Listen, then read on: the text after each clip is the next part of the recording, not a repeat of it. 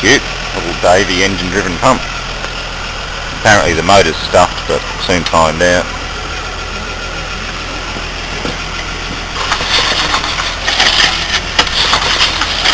No compression, so stuck a valve. Okay, well I've got the old pump to play with.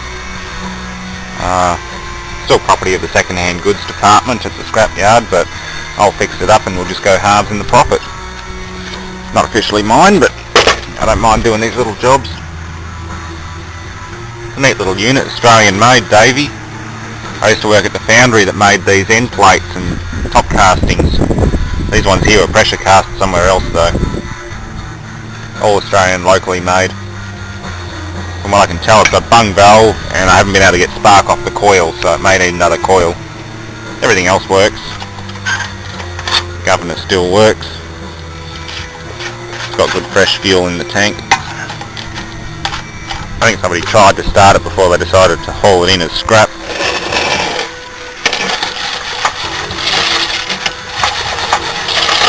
At least one of the valves is stuck.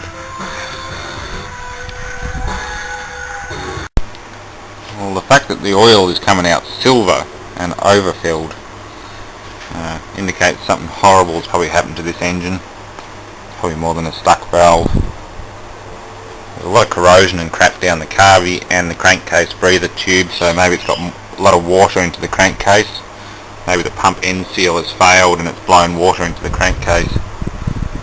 It's just eaten the big end of the rod and eventually frozen and seized the valves. And I'll pull it apart anyway, it might be salvageable, or it might not.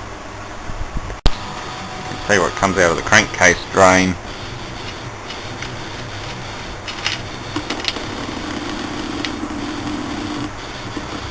Oh, it's not good. It's nothing but metal.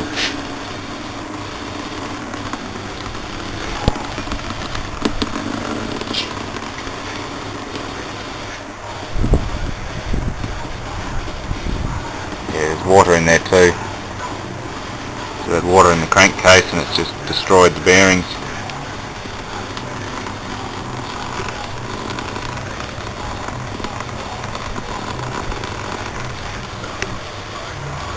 Oh well, I think this one's destined for the scrap bin. I'll pull it apart anyway, see how bad it is. Oh yeah, that is just horrible. There's a bit hanging off it. I don't know how the water got in there, but there's been a lot of water in this engine.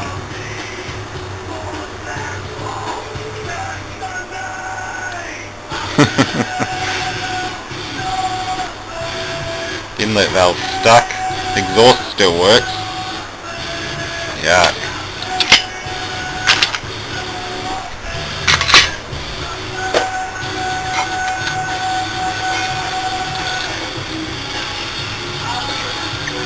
Not very nice.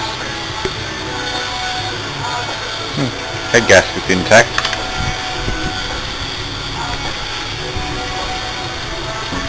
Mixture of aluminium oxide and water and oil.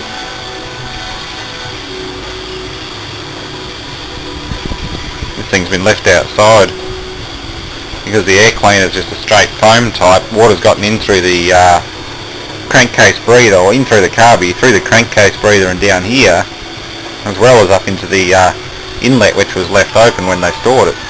So it's just filled this whole chamber up. And the piston doesn't wobble around or anything, so it might be alright.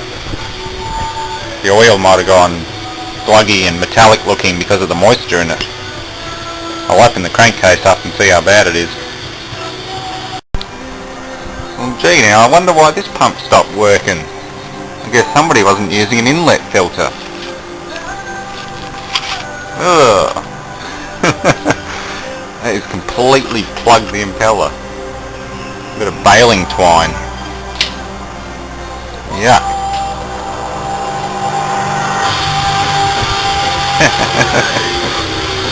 It's actually very similar to the stuff that's been tied up on here.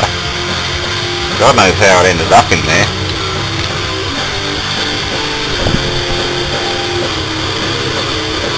Same die-cast impellers I used to make at the foundry. I used to set these dies up all the time and cast them, or set them up for casting.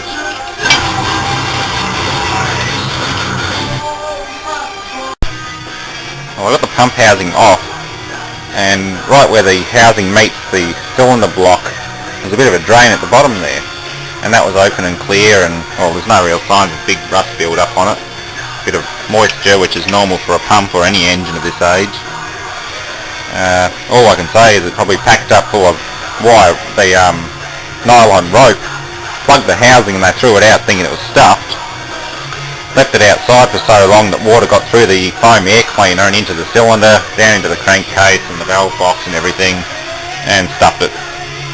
They probably haven't run it since it was stored. The colour of the oil's a bit funny, but I suppose that's what happens when you get moisture in oil, which is laden with normal wear metal and other particles. So I'll tear it all apart and free the valves and everything up. I'll hot tank or clean the block up as best I can, and well, I believe this will run again. There's no real pissing in the bore. I can't feel any slop in the conrod. It doesn't clatter around like it's fully worn out. I'll just get this thing completely torn down and just go rebuild it from scratch. I know there's probably a special tool for getting this starting mechanism off the flywheel, but well, that's my special tool. Just set it in like so, get your big ass hammer and just give it a good hard whack and she'll come loose. Just against the hard solid pieces, not the thin little screw holes, and that'll come straight off.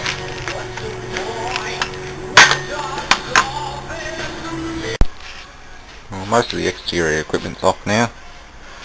I've taken the coil and points cover off. Been a little bit of moisture in there, but nothing serious.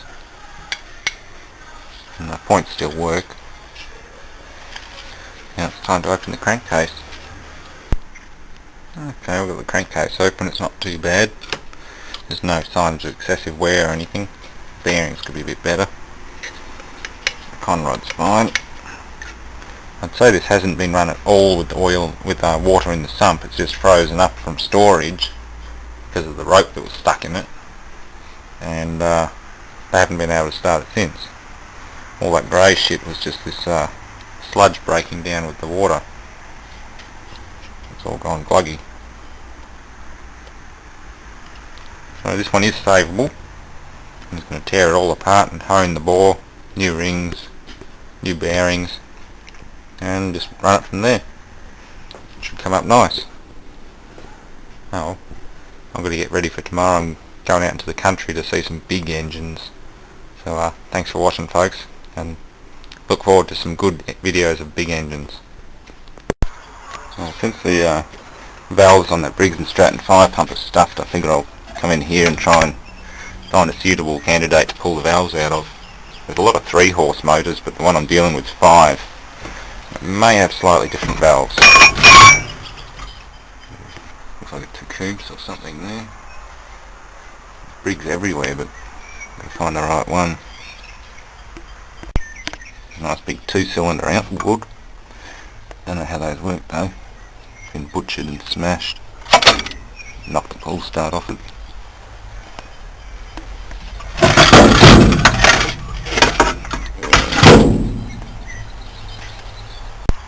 Well, I found another 3.5 horse. I suppose all I can do is try these valves and hope for the best. That one 1980. Very similar era. I hope Briggs and Stratton use a standardised valve.